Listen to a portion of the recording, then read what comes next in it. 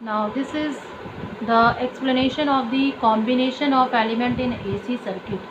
So the combination of element in AC circuit, here we are using two elements which are connected in the series combination. So first AC circuit of combination of element is AC circuit containing resistance and inductor only. So here we have connected the resistor R, that is in series combination with the inductor L. Okay, and both are connected to the AC source. So what will happen when this AC source is connected to both? Now the potential difference is developed between the two ends of the resistor R, that is VR, and I is the current flowing in both the elements. So I is the alternating current flowing in both the elements, and VR is the potential difference developed across the two ends of the resistor R.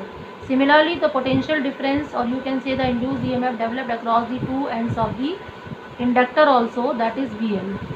Okay, and here I have drawn the arrows which represent, in the case of the resistor, what we have got that the potential difference across the resistor, that will be in the same phase with the I. यानी जो R के across potential difference develop हुआ था, जो resistance का circuit था केवल, उसमें I और VR के बीच का फेज डिफरेंस था ही नहीं, दोनों सेम फेज में थे, तो VR और I तो सेम फेज में रहेंगे। लेकिन जब यही करंट I L में फ्लो करेगी तो जो VL डेवलप होता है, यानी पोटेंशियल डिफरेंस अक्रॉस इंडक्टर, वो I से यानी करंट से π/2 एंगल 90 डिग्री से लीड करता है। तो इन दोनों के, इस केस में इन दोनों के बीच का I और VL के बीच का जो फेज डिफरेंस होगा, that is what, 90 degree. And here I have drawn the phasor diagram of this also. So in this phasor diagram, along the x-axis I have drawn I, and I and V are both are in the same direction. तो दोनों का जो vector है, rotating vector, वो same direction में है. This is a rotating vector of I also and this is a rotating vector of VR also. दोनों same phase में हो गए, तो दोनों एक ही लाइन पे ड्रॉ किए हैं. लेकिन जो I है उससे VL कितने एंगल पे है, 90 डिग्री पे है. तो VL को हमने 90 डिग्री पे यहाँ पे ड्रॉ किया. ओके, अब ये VL हो गया, ये VR हो गया, ये VL हो गया और ये I हो गया. Now we have a two values of the voltage VR and VL. तो अगर हम इसमें वेक्टर सम पैरेललोग्राम लॉ के थ्रू लगाएंगे तो पैरेललोग्राम का जो डायगोनल होगा वो किसकी वैल्यू को रिप्रेजेंट करेगा, वो इसकी वैल्यू को रिप्रेजेंट करेगा. That means the applied voltage E is equal to E0 sine omega t को दिखाएगा. So that is why this diagonal will be the representation of the addition of these two vectors according to triangle parallelogram law vector addition. So this is the A and this is the direction of I and this is the direction of E. तो इन दोनों के बीच का phase difference इस circuit के लिए क्या होगा, पाई होगा, क्योंकि आपको पता है कि आपने जो इंडक्टर वाला केस पढ़ा था उसमें E is equal to E0 sine omega t था, लेकिन जो I आया था वो I0 sign omega T minus π/2 आया था.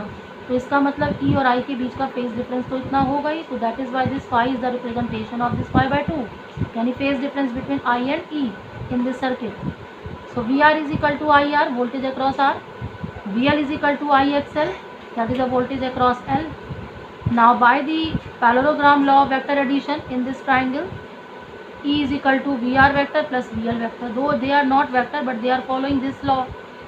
So applying Pythagorean theorem in triangle OAC, इस ट्राइंगल में अगर हम पाइथागोरस थ्योरम को अप्लाई करें तो ये VR है तो ये भी VL होगा, क्योंकि ये VL है. So E is equal to under root of VR square plus VL square and E is equal to substitute the value of VR and VL, IR plus IXL whole square. Now take the I square out of the square root, तो that comes out to be I, and you have got R square plus XL square. Now this expression can be written as under root of R square plus XL square is equal to E by I. अब ये voltage और current का ratio है. अब अगर ये voltage और current का रेशियो है तो इसका मतलब ये पूरी क्वांटिटी किसी रेजिस्टेंस को रिप्रेजेंट करेगी and that is under root of R square plus XL square. तो इसका मतलब इस कॉम्बिनेशन वाले सर्किट का जो रेजिस्टेंस होगा वो ये होगा. But the resistance of LR circuit is known as impedance. Combination वाले सर्किट में जो रेजिस्टेंस का टर्म होता है उसको हम नाम देते हैं impedance, and this is the representation of the impedance Z. Okay, तो Z is the impedance is the that resistance of LR circuit. So here I have written the value of Z means impedance under root of R square plus XL square. Now you can substitute the value of XL, that is omega L. So R square plus omega square L square. This is the expression of the impedance of the circuit, means resistance of the LR circuit. Now we are going to find out how much is the phase difference between I and E. तो हमें ये angle phi निकाल लें अगर हम, तो हमें I और E के बीच का जो फेज डिफरेंस जो यहाँ पे हमें π/2 मिलता है वो हमें मिल जाएगा किसी भी सर्किट के लिए. तो उसको कैसे निकालेंगे? So from the same triangle OAC tan phi निकालिए. तो tan फाई क्या होगा? Perpendicular upon base means VL upon VR. Okay, so see here, this is from triangle OAC. tan phi is equal to VL upon VR. So substitute the value of VL and VR. IXL upon IR. I and I cancelled out. XL upon R. XL is equal to omega L divided by R. So you have got the different forms of the tan phi. Means phase angle निकालने का जो expression है, phase angle निकालने का जो expression आया वो क्या क्या आया? VL upon VR और XL upon R, omega L upon R, and omega you can substitute 2 pi F. So 2 pi FL upon R. So these are the different formulas of the LR circuit.